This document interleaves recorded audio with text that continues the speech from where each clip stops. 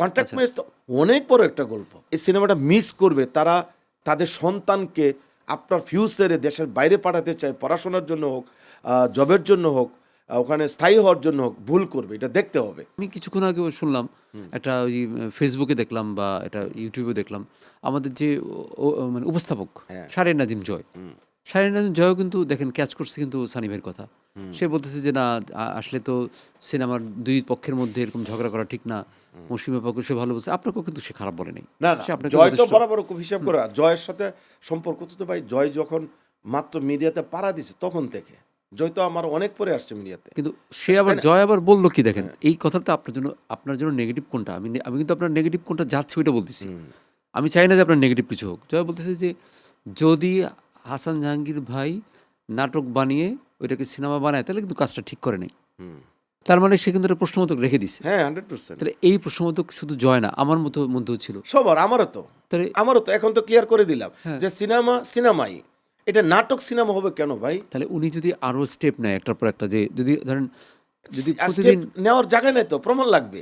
না কথা বলতে কি তো কিছু প্রমাণ? লাগবে না। না, আপনি কথা বললে বিদেশ থেকে কথা বললে তো হবে না। আর আপনার প্রুফ লাগবে না।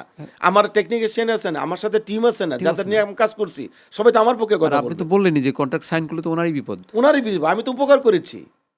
বলেন এখন আরেকটা কাজ করি, কন্ট্রাক্ট করতে বলেন। এটা তো ওই যে উনার মৌসুমী ম্যাডামের হাজবেন্ড তো না বলে না বুঝে কথা বলে, ইমোশনালি কথা বলে, যে বলো তোমার কন্ট্রাক্টটা কোথায়, কন্ট্রাক্টটা কোথায়? আরে ভাই, কন্ট্রাক্ট করলে তো আপনার আপনার ওয়াইফ ওই দেশে থাকতেই পারবে না। তার কি তখন কাগজপত্র জমা দিচ্ছেন? বৈধ কাগজপত্র আছে, সে তো বিয়ন বি টু বিসেতে গেছে। তাহলে আপনি এটা বলতেছেন, আপনি একবার ভাবলেন না, সে আবার তার ক্ষতি করলেন, আবার তার ক্ষতি করলেন। আমার ইন্টারভিউ দেওয়ার তাহলে পরে উনি কি হ্যাঁ, আমি শেষ উনি করি, ইচ্ছা করে করতেছে এটা? আমি জানি না। আবার বিপদ দেন, তার যদি কাগজপত্র এখনো না হয়ে থাকে, আমি যে টাকা দিচ্ছি, আমার কাছে ডলার নিয়েছে, এগুলো তো মানুষ শুনতেছে। তখন যদি ধরে, তা আপনি তো ইনকাম করে টাকা নিচ্ছেন, কেউ যদি তার শত্রু এমনি করে, জিন্দিগি দেখাও যাবে না।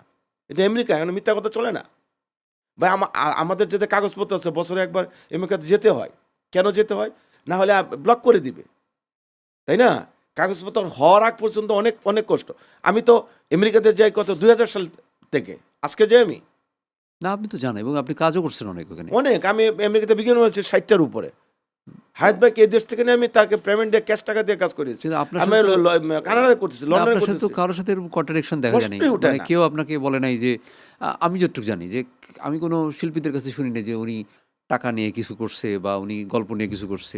আপনি আপনার মতন নির্ঝঞ্ঝাট কাজ করে ওই যে আমাদের কারণ বাজারের উল্টা দিকের যে হাউসটা প্রিয়াঙ্কা, প্রিয়াঙ্কা ওখানে আপনি রেগুলার কাজ করেন। রেগুলার কাজ। আমিও আগে রেগুলার কাজ মোবাইলে করি। করছি একটা না 16 বছর।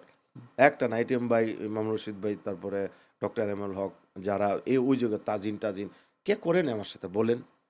কে করে নেই বাংলাদেশের স্টার? এখনকার যারা নতুন ছেলে মেয়ে, ওদের তো আপনিও চিনেন না, আমি চিনি না, তারপরে তো নতুনদের সাথে করছি, তাই না?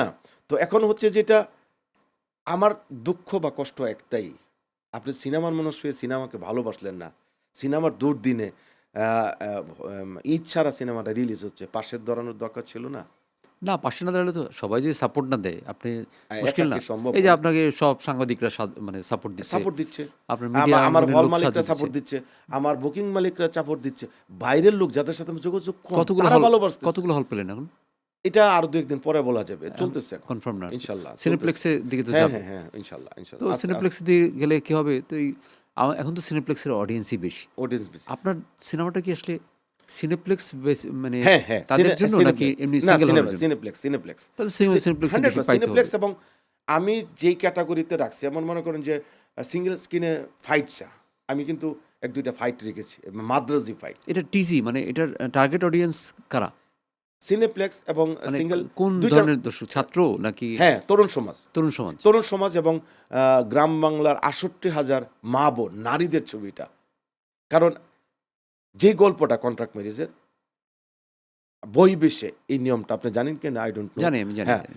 আপনি একটা নারী তার হাজব্যান্ড রেখে যখন বিদেশ যায়, মনে করেন কোনো কারণে বিদেশ গেল, ওখানে যেয়ে তার কাগজপত্র নাই, চলতে পারছে না, কাজ পাচ্ছে না, তাহলে কি করবে? তখন আস্তে আস্তে দেখে কাদের কাগজপত্র আছে ওই দেশে, কার পাসপোর্ট আছে।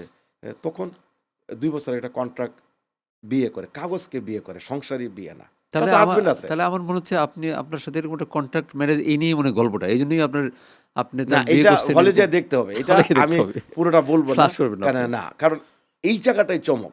এবং মৌসুমী ম্যাডাম যে অ্যাক্টিং করছে, ইনশাল্লাহ আমি ন্যাশনাল অ্যাওয়ার্ডের জন্য জমা দিব। অলরেডি কানাডা থেকে ফিল্ম ফেস্টিভ্যাল থেকে ছবিটা পাঠাতে বললো, লন্ডন থেকে ঈদের পরে যাবে, পোল্যান্ড থেকে কথা হচ্ছে যে মৌসুমী ম্যাডাম আপনার এই গল্পটার জন্য, কারণ ওইসব দেশে তো কন্ট্রাক্ট মিনিস্টার হচ্ছে বেশি আচ্ছা আচ্ছা বই বিষয়গুলোতে, তো এই গল্পটা দেখতে চা।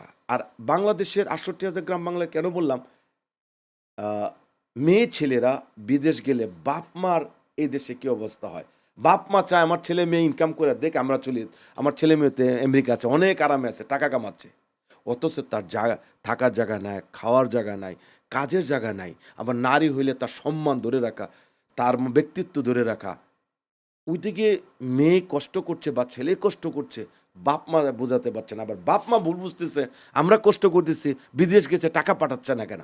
এই যে প্রবাসেতে, এই যে মিডল ইস্টে যাচ্ছে মানুষ, আরে ভাই এমনও লোক আছে যায় জেল খাচ্ছে, বাপ মা মনে করে টাকা পাঠাচ্ছে না কেন, একটু ভুল করলে তাদের পানিশমেন্টে চলে যাচ্ছে। এই এই বাপ গল্প মা, এই গল্প কি আছে আমাদের এই হ্যাঁ, কন্ট্রাক্ট আচ্ছা। ম্যারেজ তো অনেক বড় একটা গল্প, প্রবাসীদের সিনেমা গল্প। তো একটু বড় স্কেলেরই হয়, হ্যাঁ, সাধারণত বড় স্কেলেরই হয়। আমি তো তাই তো আমি অবাক হলাম যে যারা এই সিনেমাটা মিস করবে তারা তাদের সন্তানকে আপনার ফিউচারে দেশের বাইরে পাঠাতে চায়, পড়াশোনার জন্য হোক, জবের জন্য হোক, ওখানে স্থায়ী হওয়ার জন্য হোক, ভুল করবে, এটা দেখতে হবে। গল্পটা এটা, এর মধ্যে মনে করেন নাচ গান অ্যাক্টিং, টোটাল এন্টারটেনমেন্ট। ওই যে আপনি